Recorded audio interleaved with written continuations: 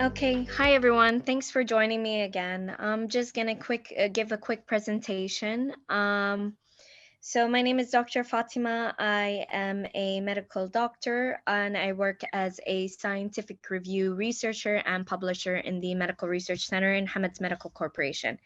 Today I will be presenting an unusual presentation of acute perimyocarditis following SARS-CoV-2 mRNA Moderna vaccination.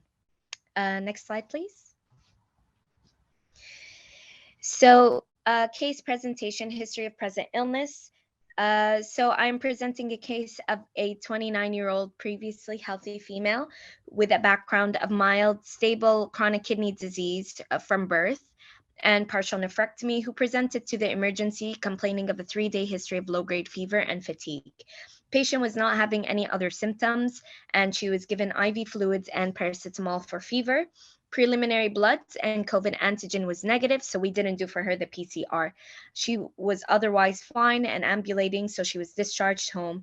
She returned 2 days later with non-specific symptoms of nausea, vomiting, diarrhea, and also myalgia, headache, and fatigue. The only positive element in our history is that this patient had taken the second dose of Moderna vaccination 10 days prior to admission to the emergency. On admission to the emergency for the second time, she was admitted as a case of acute severe gastroenteritis with dehydration and hypotension. Next slide. So as the patient started to feel unwell and she actually started to feel very faint, we moved her to the observation room and hooked her up to the continuous monitoring machine. Patient started to destabilize and blood pressure was falling, and there's lack of compensatory mechanisms. She was given aggressive fluid resuscitation of about 4 liters over 2 hours, at which the blood pressure was mildly elevated, but still below 80 over 70 millimeter mercury. So we gave her high dose inotropes and stress steroids to maintain the mean arterial pressure. Preliminary bloods were taken to rule out any sort of sepsis, as well as any sort of pneumonia, and ECG stat and bedside echo were performed. In the next slide, next slide, please. Thank you. So as you could see here, the unique development is that this patient actually showed signs of acute pericarditis, as you could see in leads 1, 2, 3, AVF, and in V1 to V6, this patient is having diffuse ST elevation, as well as some ST and T wave abnormalities with NPR depression. All findings which go with a diagnosis of acute pericarditis. Next. In the bedside echo, it is showing, if you could just click on the first video, Ms. Sarah. Yes. So as you could see, the contractility is reduced. It's falling behind the lag time. So this goes with reduced biventricular contractility, and it goes with hypokinesia of the cardiac wall. And if you could click on the second video. As you can see, it's 15 minutes between the first and the second video. So both videos are showing a mild pericardial effusion that is compressing not only the ventricles, but also the right atrium. On the next slide, this echo was done about 1 hour after, and it's showing impending cardiac tamponade with a large pericardial effusion. Next slide. So the story continues. Patient was having very low ejection fraction and was not able to stabilize. So she was moved to the ICU, and we added for her dobutamine to improve her ventricular function. However, it ended up causing a vasodilatory mechanism, and she had further hemodynamic compromise. Patient was also suffering from acute kidney injury, and to compensate for this, we started sled dialysis. Unfortunately, what ended up happening, we depleted the volume, and this patient, as they were having cardiac tamponade and shock, it ended up causing her to go into pulseless electrical activity and cardiac arrest for about 2 minutes. After spontaneous return of circulation, pericardiocentesis was done for the patient, and she was hemodynamically improved. Around 300 ml was removed. Next slide.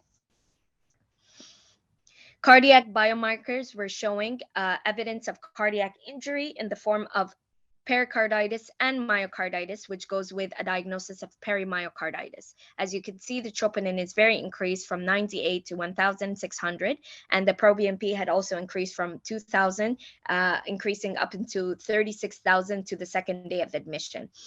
Other labs, as Dr. Sunita had actually asked if the viral panel was done. It's not shown in these slides, but all other workup was done for this patient and everything was negative.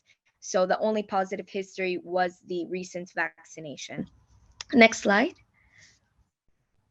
So this is just showing the labs, like I said, and also some derangement of the coagulation or liver profile, as you could see in the indices. And also in the next slide, there is severe metabolic acidosis with an increase in lactic acid. Next slide, please. So patient recovered over a 3-week period. She was discharged on colchicine and aspirin with OPD follow-up in the cardiology unit. And she was diagnosed as perimyocarditis, most likely, but query due to post-Moderna vaccination. Next slide. So what has happened here?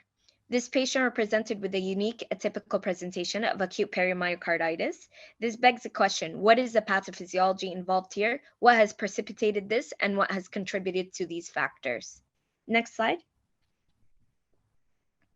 So the CDC has reported that the incidence of myocarditis and pericarditis or cardiomyopathy following COVID-19 vaccination to be rare.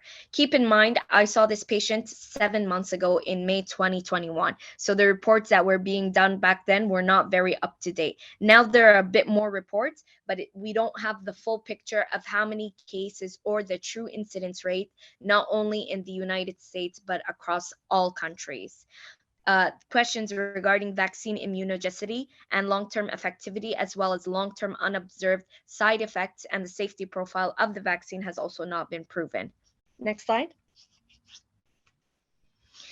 So the most important thing to keep in mind when you have patients and they're coming to your clinic or to the emergency and they're presenting with vague symptoms, you should keep in mind all the possible causes, especially if they're in the age group that is reported to have the highest incidence between the ages of 18 to 24, and also if they're males, and also if they have taken their second dose of vaccination, whether that be from Pfizer, Moderna, AstraZeneca, or Janssen, because these 4 are most commonly implicated in causing heart inflammation symptoms across all age groups.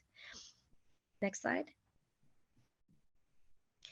Okay, so these are just some statistics. As I mentioned previously, they're more or less the same, but the most highest incidence reported so far, as you can see, is in Australia as of July 11, 2021, reporting 50 cases of myocarditis or pericarditis out of 288 reports. This puts us at 13.5 per million doses administered, which is quite high.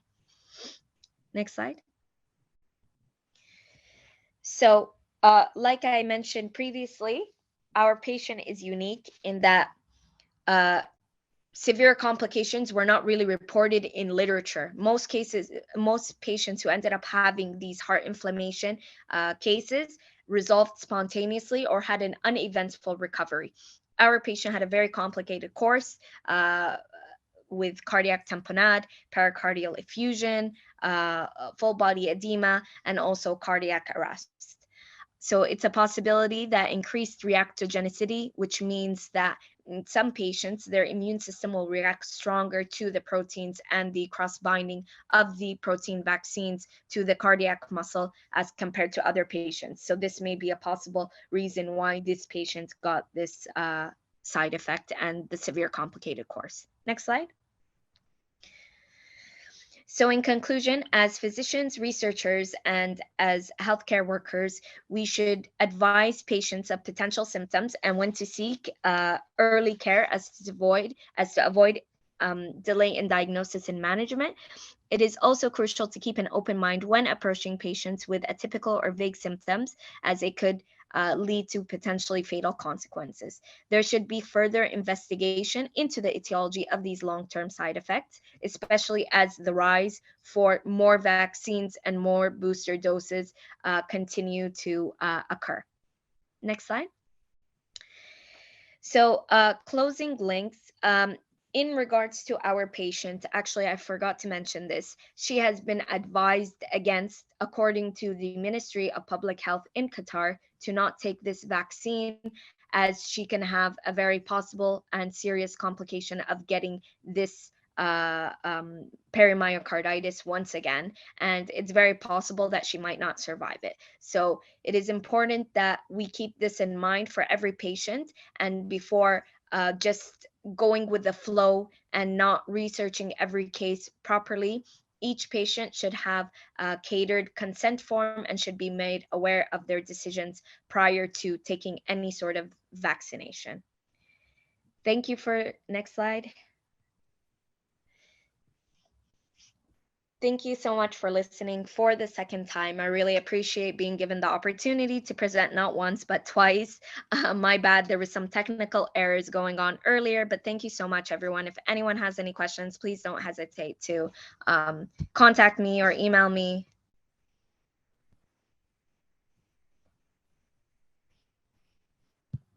Nice one from Dr. Fatima Khogali. I hope we have learned